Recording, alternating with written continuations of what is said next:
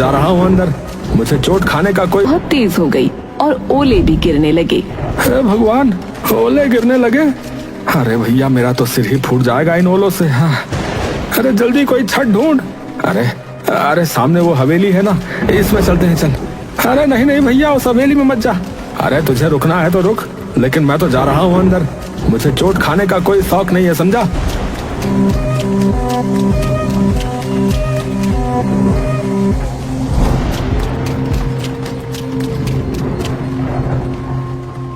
और फिर उन्होंने नजर घुमाकर हवेली को देखा। हवेली इतनी पुरानी थी जितना पुराना गांव, लेकिन इतनी पुरानी होने के बावजूद वो जर्जर नहीं थी, लेकिन हाँ, डरावनी जरूर थी। अरे यार, ये बारिश के चक्कर में हम कहाँ आकर रुक गए। जल्दी बारिश रुके तो हम यहाँ से भागे।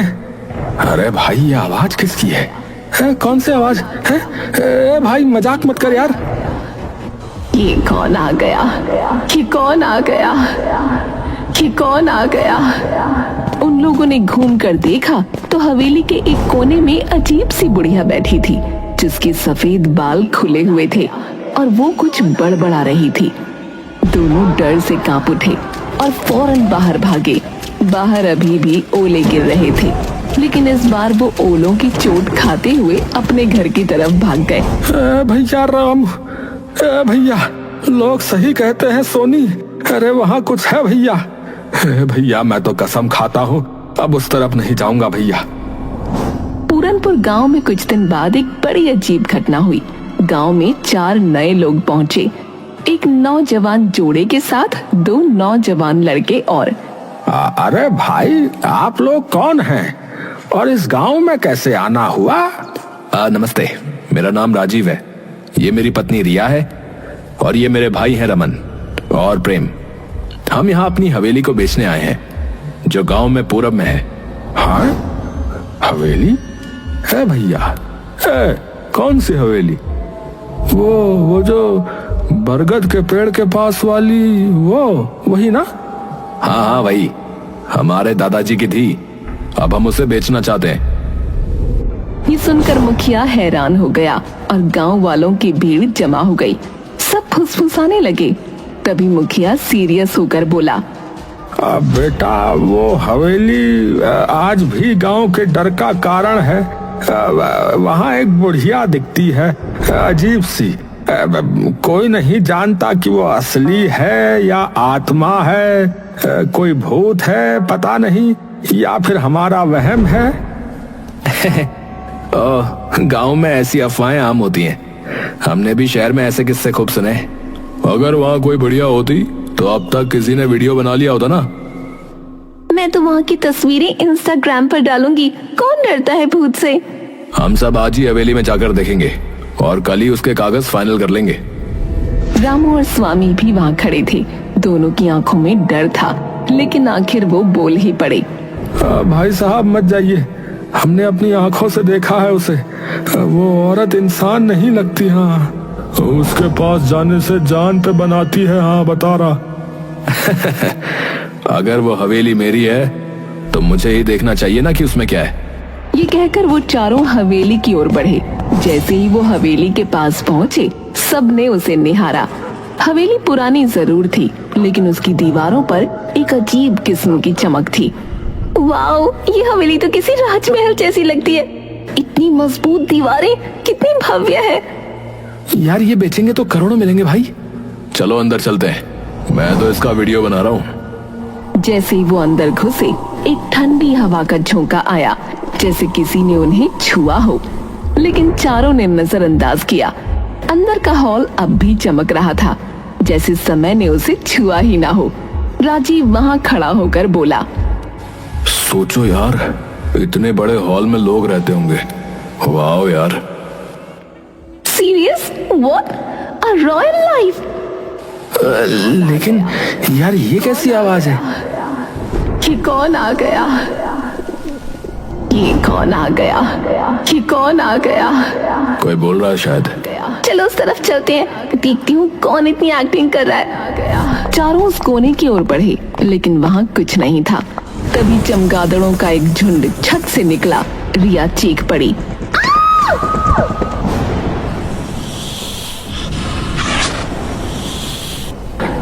अरे बाप रे, सांप! अरे भागो भाई। हे भगवान, ये हवेली तो जंगल हो रखी है। अफवाहों का भूत और असली जानवरों का आतंक। राजीव, रिया, रमन और प्रेम हवेली की सुंदरता और रहस्यमयी माहौल से प्रभावित होकर वहां से निकलने ही वाले थे कि अचानक हवेली के अंदर एक अंधेरे कोने में कुछ हिलता डुलता दिखा। सभी की निगाहें उस कोने की ओर मुड़ी। वहां एक औरत बैठी थी, उसी हवेली की वही रहस्यमयी बुढ़िया जिसकी बातें गांव वाले करते थे। खुले सफेद बाल, सूखी सिलवटों वाली त्वचा और पथराई आंखें। वो देखो, वहाँ कोई है। चलते हैं। ये वही बुढ़िया लगती है। नहीं यार, अब जब सामने दिख रही है तो बात करनी चाहिए। रिया साहस करके धीरे धीरे उस बुढ़िया के पास गई। जैसे ही वो पास पहुंची, बुढ़िया अचानक कांपती हुई खड़ी हो गई। आप कौन है? यहाँ क्या कर रही हैं? तुम लोग क्यों आए हो? यहाँ क्यों आए हो? यहाँ कोई नहीं आता, फिर तुम क्यों आए हो? हम इस हवेली को बेचने आए हैं। ये हमारे दादा की हवेली है। और आप? मैं खजाने की रखवाली कर रही हूँ। खजाना? हाँ, बहुत साल पहले मैंने इस हवेली में खजाना छुपाया था, पर अब याद नहीं कहाँ रखा है, कहाँ दफना दिया, समझ नहीं आता। बुढ़िया के खजाना शब्द ने चारों के मन में एक साथ बिजली की तरह लालच जगा दिया। उनकी आंखों में अब हवेली की कीमत से ज्यादा उस अदृश्य खजाने की चमक तैरने लगी। अगर ये खजाने की बात सच हुई तो हम करोड़पति बन सकते भाई। और जब खजाना मिल जाए, इस बुढ़िया को यहाँ से निकाल फेंकेंगे। डराने के अलावा करते क्या ये? बिल्कुल भाई, पहले मिठास फिर लात। हाँ, चलो खोजना शुरू करें। अम्मा, वो खजाना कहाँ है? क्या पता। वो सब लोग पूरी हवेली में खजाना ढूंढने लगे। बुढ़िया भी दीवारों को थपथपाती, जमीन को सूंघती, जैसे कुछ याद करने की कोशिश कर रही हो। लेकिन 4 घंटे तक पूरी हवेली छान मारने के बाद भी कुछ नहीं मिला। अब तो रात होने वाली है यार, कुछ नहीं मिला। शायद ये औरत पागल है। हम कल फिर आएंगे, तब तक आप याद करने की कोशिश करना कि वो खजाना कहाँ है। चारों लोग गांव लौट आए। गांव वालों को जब ये पता चला कि उन्होंने बुढ़िया से बात की और खजाने की भी बात सुनी, तो पूरा गांव भौचक्का रह गया। क्या तुमने उससे बात की? उसने सच में खजाने की बात कही? हम बरसों से डरते आए हैं उस हवेली से, और तुम लोग खजाना ढूंढ रहे हो? अगर सच में खजाना हुआ तो हम सबको फायदा होगा। फिर कल चलो हमारे साथ। अगर कोई खजाना मिला तो हिस्सा मिलेगा। गांव वाले पहले तो हिचकिचाए, लेकिन हिस्सा शब्द सुनकर उनकी आंखों में भी चमक आ गई।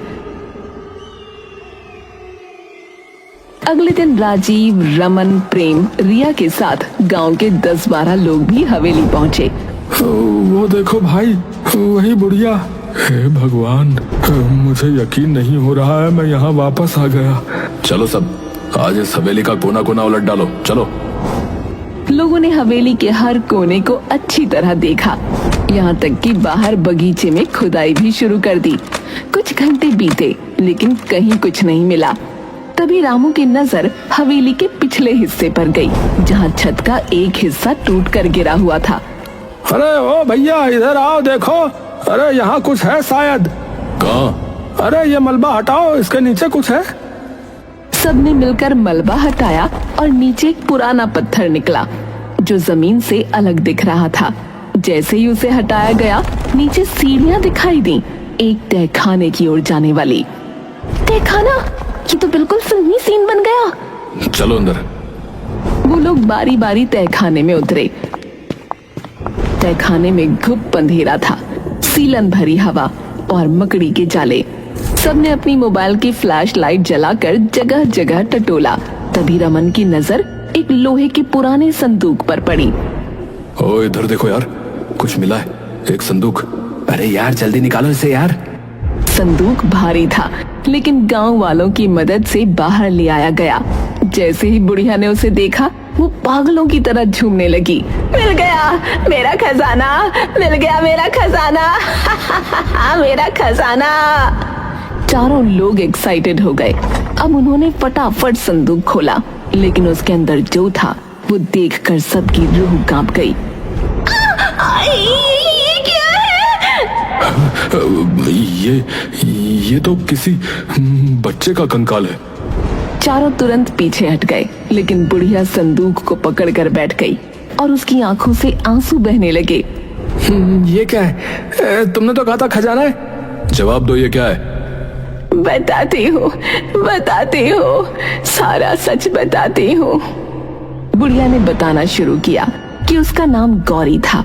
एक समय में जवान, सुंदर और भोली भाली गौरी अपने पति और ससुर के साथ इस हवेली में रहती थी। पर किसे पता था कि जिस घर को वो स्वर्ग समझती थी वो एक दिन उसका नर्क बन जाएगा। बाबूजी, वो आपकी बहू ना माँ बन गई। देखिए, बेटी हुई है, कितनी सुंदर है ना? क्या कहा? बेटी? तुझे शर्म नहीं आती है? हमारे खानदान में बेटी नहीं होती, बेटा चाहिए था, बेटा। मुझे तो इससे बात भी नहीं करनी, निकम्मी औरत। गौरी के पति ने न तो बेटी को गोद में लिया, न कभी उसकी शक्ल देखी। बच्ची के जन्म के साथ ही मानो हवेली का हर कोना ठंडा और बेरंग हो गया। गौरी अकेली पड़ गई, अपनी नन्ही जान को सीने से लगाकर हर दिन अपमान और तानों से लड़ती। बाबा, मैं क्या करूं? मुझे बेटा चाहिए, कोई उपाय बताओ। उपाय है, अपनी बेटी की बलि चढ़ाओ। रक्त की आग में पुत्र की राख से जन्म होगा। उसने बिना कुछ सोचे तांत्रिक की बात मान ली। एक रात हवेली के तहखाने में जहां अंधेरा रहता था, वहीं उसने अपनी ही बेटी की हत्या कर दी। उसके साथ उसका ससुर और 2 नौकर भी थे। सबने देखा, लेकिन सब चुप थे। उधर गौरी की आंख खुली तो बच्ची को न देखकर तड़प उठी। मेरी बच्ची कहाँ है? वो तो मेरे साथ थी। गौरी उसे हर जगह ढूंढते हुए आखिरकार तहखाने की ओर भागी और वहां का नजारा देख चीख पड़ी। नहीं, ये क्या कर दिया तुमने? मेरी बच्ची! गौरी पागल हो गई। उसके भीतर की मां जल उठी। उसी तहखाने में पड़ा एक बड़ा चाकू उठाया और एक एक करके सबका खात्मा कर दिया। मेरी बच्ची के खून से कोई बेटा नहीं मिलेगा तुझे, सिर्फ अभिशाप लगेगा तुझे। सब मारे गए और गौरी वहीं तहखाने में अपनी मरी हुई बच्ची की लाश को सीने से लगाए घंटों बैठी रही, शायद कई दिन। और फिर एक दिन उसने उस नन्ही लाश को एक संदूक में बंद किया, जैसे वो कोई खजाना हो। सो जा मेरी रानी, अब कोई तुझे नहीं छीन सकता, तू मेरा अनमोल खजाना है। वो संदूक लेकर वहीं तहखाने में बैठी रही। वक्त के साथ सब बदल गया। हवेली सुनसान हो गई और जब वो एक दिन ऊपर आई तो छत का एक हिस्सा गिर पड़ा। तहखाने का रास्ता हमेशा के लिए बंद हो गया। गौरी ऊपर रह गई और संदूक नीचे छुप गया। यादें धुंधली हो गईं, पर उसका पागलपन वही रहा। गौरी की आंखों से आंसू झर रहे थे। सामने बैठे राजीव, रिया, रमन और प्रेम सन्न थे, जैसे किसी ने उनकी जुबान छीन ली हो। ये सब सच है? हाँ, ये मेरा खजाना है, मेरी बेटी, मेरी जान, मेरी दुनिया। पागल औरत, ये खजाना है? हड्डियां और सड़ती यादें हैं? राजीव वो संदूक को लात मारकर दूर फेंक देता है। ये देखकर उस बुढ़िया को बहुत तेज गुस्सा आ गया। वो पागलों की तरह चिल्लाने लगी, नहीं, ये मेरी बच्ची है। तेरी हिम्मत कैसे हुई मेरी बच्ची को लात मारने की? वो पगलाई हुई औरत अब उस संदूक को गोद में लेकर हवेली के अंदर की ओर भागी।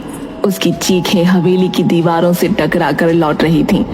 मेरा खजाना, मेरी बेटी, मुझसे कोई नहीं छीन सकता। अरे अब बहुत हो गया, पागल औरत ने दिमाग खराब कर दिया है। इसको निकालो यहाँ से, फिर इस हवेली को बेच डालते हैं। चलो। हाँ यार, खजाना तो निकला नहीं, अब हवेली बेचेंगे, चलो। सबने सोचा कि किसी भी तरह बुढ़िया को पकड़कर बाहर फेंक देंगे, लेकिन उन्हें नहीं पता था कि ये इतना भी आसान नहीं होगा। वो लोग हवेली के अंदर की तरफ जाते हैं तो अचानक राजीव फर्श पर बिछे कालीन पर पैर रखता है और गड्ढे में गिर जाता है जो कालीन से ढका था। राजीव, कहाँ गए तुम? ये क्या हो रहा है? ये सब उस पगली औरत का जाल है। अरे भागो यहाँ से भैया। रिया एक कमरे में भागती है, लेकिन वहाँ का दरवाजा बंद हो जाता है और अंदर से सैकड़ों चूहे निकल आते हैं। रिया चीखने लगती है। उधर प्रेम जैसे तैसे भागता है, लेकिन गलियारे में फिसल जाता है क्योंकि फर्श पर तेल फैला हुआ था। तुम लोग मेरा खजाना नहीं छीन सकते। बुढ़िया अपने बिछाए जालों से बहुत खुश थी, पर उसी समय गांव के और लोग भी वहां पहुंच गए। उन्होंने सब कुछ देखा और एक साथ मिलकर बुढ़िया को पकड़ने की कोशिश की। अरे अब बस, तुमने बहुत डर फैलाया, अब तुम्हें रुकना होगा। बहुत संघर्ष के बाद बुढ़िया को पकड़ लिया गया। राजीव उठ खड़ा हुआ और बोला, मैं पुलिस बुलाता हूँ। हाँ, ये औरत पागल है, हमें मारना चाहती थी।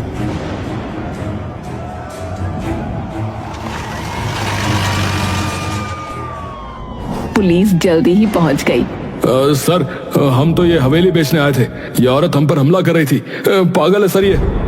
हाँ, मैं पागल हूँ, लेकिन ये हवेली मेरी है, मेरे खून से सींची गई है। तुम लोग इसे अपना कहते हो? क्या सबूत है तुम्हारे पास? पुलिस को बुढ़िया की बात सही लगी, इसीलिए उन्होंने उनसे कागज मांगे, सबूत मांगे, लेकिन चारों लोगों के पास कुछ नहीं था, न कोई दस्तावेज, न कोई अधिकार। गांव वाले भी अब शंका से भर उठे। राजीव बताओ, इस हवेली का इतिहास क्या है, बोलो। वो हम तो बस अरे वो क्या कर रहा है? हमें फोन करके तू नहीं बुलाया ना, लेकिन अब लग रहा है कि तेरा झूठ पकड़ में आ चुका है। अब चुपचाप सच बोल दे, वरना सीधे जेल ले जाएंगे तेने। हाँ, हमने हवेली पर कब्जा करने की कोशिश की थी ताकि उसे किसी फॉरेनर को बेचकर पैसे कमा सके। हमें किसी ने यहाँ के बारे में बताया था, तो हमने सोचा कि गांव वालों को बेवकूफ बनाकर अपना काम निकाल लेंगे। हमें माफ कर दीजिए। हैं? माफी? हाँ, जरूर मिलेगी ना माफी। चलो सीधे थाने चलो, वहीं करेंगे तुम्हें सब माफ। पुलिस ने चारों को गिरफ्तार कर लिया और फिर रामू आगे आया। उसने सबको देखा और बोला, इतनी बड़ी कहानी हो गई, हमें आज पता चल रहा है। देखो भैया, गांव वालों, मुझे लगता है कि हमें इस बच्ची का जो है अंतिम संस्कार करना चाहिए। ये जरूरी है भैया। सबने मिलकर उस मासूम बच्ची की अस्थियों का विधि पूर्वक अंतिम संस्कार किया। बुढ़िया फूट फूट कर रोती रही। उसकी सालों की पीड़ा अब बह रही थी। उसके बाद पुलिस ने बुढ़िया को एक मानसिक चिकित्सालय भेज दिया, पर कहानी यहीं खत्म नहीं हुई। गांव वालों ने उस हवेली को एक बालिका विद्यालय में बदल दिया। बाहर एक पट्टिका लगी जिस पर लिखा था गौरी कन्या विद्यालय।